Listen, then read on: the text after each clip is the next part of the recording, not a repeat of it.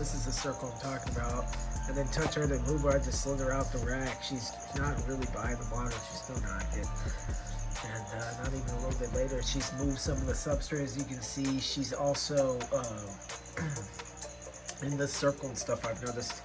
And she's more on the cold side, trying to cool her body off. And then eventually we'll move to the hot side. I don't really see her on the hot side much lately.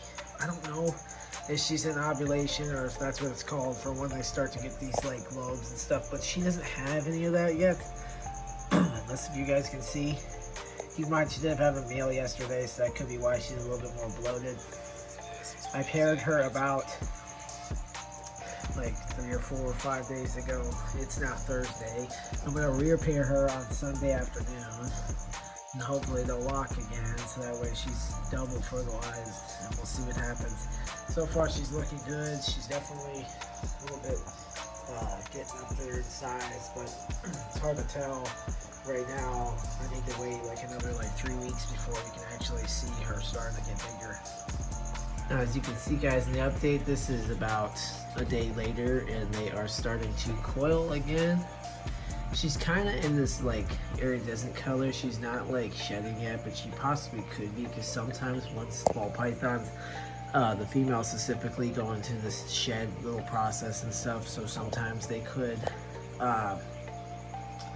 need a little bit more time and stuff, and people get confused with this and think that they're not pregnant when most of the time ball pythons are pregnant. Some ball pythons take longer than others. Some take about a month, some take about 3 months, some have even taken a couple of years to hatch eggs, which is random. But as you can see, they are coiling right here, and this is they're not fully locked, but their tails are touching and stuff, so they're close to being locked, as you can see in there. Eventually they'll wrap around each other.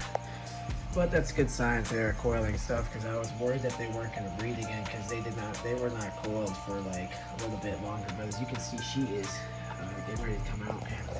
And I don't want her to come out. I'm going to close this tub, but that is good signs that they are breeding. But guys, do not get confused with what I'm saying though. A lot of times people, what I was trying to mention last night, it was late as heck last night. It was around 1 in the morning last night, guys, so I'm sorry if I was a little stuttery and stuff.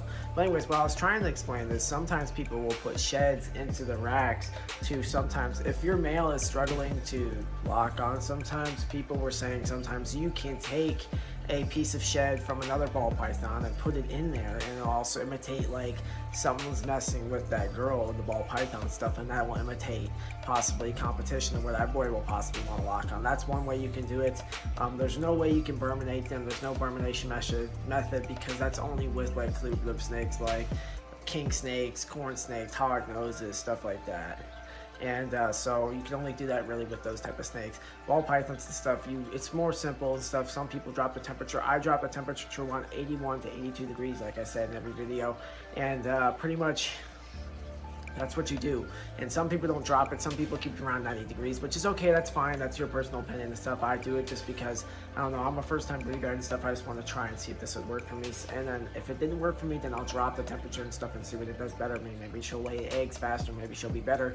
We'll see. But anyway, so pretty much what I've been doing is the first week I locked her on around October 28th. Around that time I locked her, and then they locked around late night, 12:30 in the morning, and then eventually they delocked around a day later, around the same time that they met, around 6:30, and that's when they stopped locking. And then eventually after that, that's when I gave them a week, I fed them, and then I gave them a week, and now it's November 6th, Monday, and that's when I relocked them, and that's when they're breeding now, and they're locked on right now, as I'll show you and stuff. But anyways, I hope you guys enjoyed the video. Don't forget to drop a like down below. A lot of you guys are not subscribed. Don't forget to subscribe down there.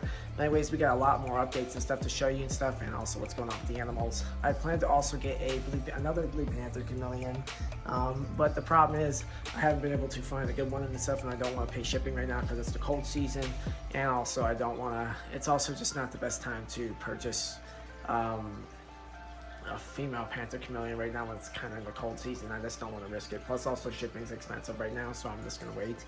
And right now just for, now you can see they have detached. I just picked up the camera a couple hours later. They're still cuddling up. I'm going to give them a day tomorrow or so, which is next Monday, which I'm gonna have them paired up again and stuff, which they are, I'm gonna give them probably another day. They're still cuddled up, they haven't been separated yet, so they might have just detached a little bit ago. The water dish is pushed up all the way over here, so I'm gonna move that out the way. But she has made spots in the dirt and the substrate stuff. I'm gonna clean this tub out again once they're done locking. Here's him. They're still kind of wrestling against each other. She is bigger. I do notice that she does have a lot more lumps. She is a lot bigger, a lot more fatter, and she is starting to get these like little lumps and stuff in her. So we will see. I don't have an ultrasound, but as she sits more on the cool side of the tub and also hugging her water dish and also bulging out a lot more, is big size that she could be pregnant. So we shall see. And also her being defensive, which she already has before with the first pair. Now she's definitely in the second pair.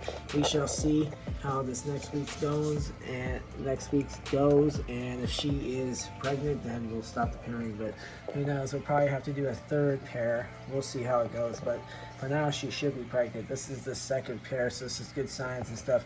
He is probably drained out, so they definitely need a week from each other, but I'm going to give them probably possibly one more day, and we should see how that goes. Hey guys, I will see you guys next week. This is just a little follow-up video and stuff. I'm tired of this nighttime.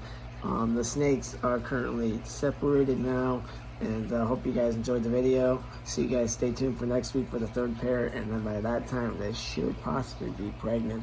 We shall see, my friends. Using this other cage, it doesn't even have an animal in it, just for lighting. Anyway guys, don't forget to subscribe down below. Drop a comment what's your favorite part of the video and what you're breeding, possibly this year breeding season. And don't forget to subscribe. Peace.